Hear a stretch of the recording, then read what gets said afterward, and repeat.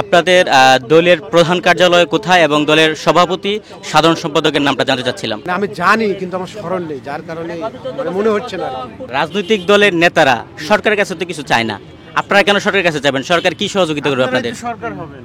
আমরা সরকার না, আমরা সরকার সরকার না হলে রাজনৈতিক দলের নিবন্ধন চাচ্ছেন কেন? আপনারা এখানে আর কতক্ষণ থাকবেন? অল্প সময়। অল্প সময়ের জন্য কেন আসছেন? উনি তো আমরণ অনশনের জন্য বসছে। আমাদের উদ্দেশ্য শুধু বাংলাদেশ বেকার মুক্তি পরিষদের নিবন্ধন জানানো আর আপনার কাছে একটা বিষয় জানতে চাচ্ছিলাম আর কি। আপনি তো বাংলাদেশ বেকার মুক্ত পরিষদের নিবন্ধনের জন্য নির্বাচন কমিশন ভবনের সামনে এসে বসেছেন।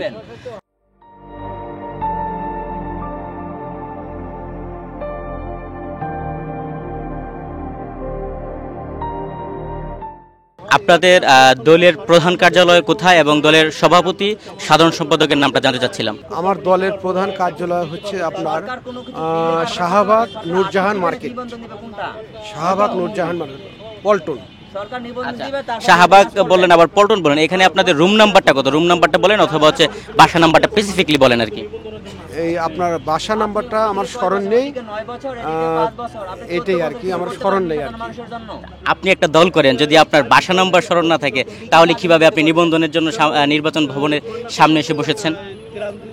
আসলে এটা আমি জানি কিন্তু আমার স্মরণ নেই, যার কারণে মনে হচ্ছে না আর কি। আপনার কাছে জানতে চাই, আপনারা বাংলাদেশ বেকার মুক্ত পরিষদ বেকারদের জন্য কি কি উদ্যোগ নিয়েছে এখন পর্যন্ত?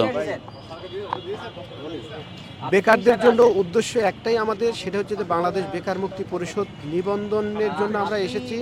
আর নিবন্ধন যদি আমরা পেয়ে যাই তাহলে সারা বাংলাদেশের আমাদের সাথে 2,38,000 বেকার মুক্তি পরিষদের আমাদের একটা সদস্য আছে। আমাদের প্রধান কার্যালয় হবে, কাজ হবে বেকার মুক্ত রাষ্ট্র গঠন করা, এটাই আমাদের মূল। আমি আপনাকে বলতে চাচ্ছিলাম, আপনাদের বেকারদের জন্য কি কি কাজ করেছেন আপনারা এখন পর্যন্ত, সেই কাজগুলো একটু বলবেন আর কি। বেকারদের জন্য এ পর্যন্ত আমরা কোনো কাজই করতে পারিনি, কারণ আমাদের ওই পরিমাণে অর্থ নেই। অর্থ না থাকলে আমরা বেকারদের জন্য কি করতে পারি। আপনি বেকার মুক্ত পরিষদের হচ্ছে গিয়ে কোনো কাজই করতে পারেন বেকারদের জন্য, তাহলে হ্যাঁ, বেকার মুক্ত পরিষদ কেন নাম দিলেন যদি কিছু নাই করতে পারেন? বেকার মুক্ত পরিষদ নাম দিয়েছি যে বাংলাদেশ বেকার মুক্তি পরিষদের নাম দেওয়ার প্রধান কাজ হচ্ছে যদি নিবন্ধন হয়, যদি আমাদের নিবন্ধন দিতে হবে, যদি নিবন্ধন পেয়ে যাই তাহলে আমরা বেকারদের নিয়ে কাজ করবো এবং বেকার মুক্ত রাষ্ট্র গঠন করবো। নিবন্ধন পেতে যতগুলো কাগজপাতি, সম্পূর্ণ কাগজপাতি আমাদের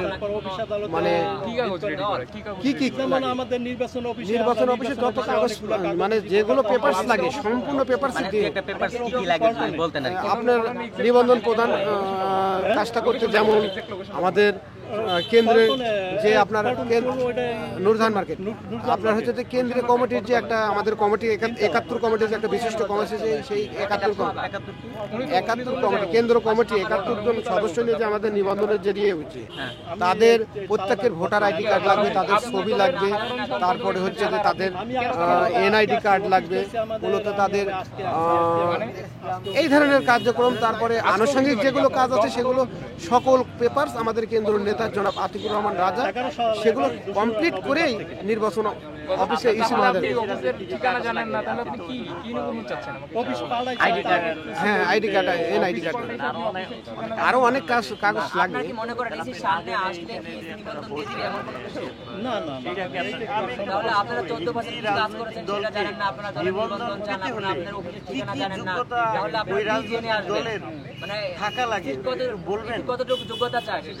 বিষয়টা হচ্ছে যে বাংলাদেশ বেকার মুক্তি পরিষদের একটা দল গঠন করতে লাগলে পরে যে যেগুলো পেপারস, যেগুলো কাগজপাতি লাগবে, সম্পূর্ণ কাগজপাতি আমরা সম্পৃক্ত করে ইসি মহোদয়ের কাছে জমা দিই। যোগ্যতা এডুকেশন, দেখা যাচ্ছে যে একজন কেন্দ্র নেতা এডুকেশন কমপক্ষে মাস্টার্স পাস করতে হবে, সে বাংলাদেশের নাগরিকতা হতে হবে, এটাই তো।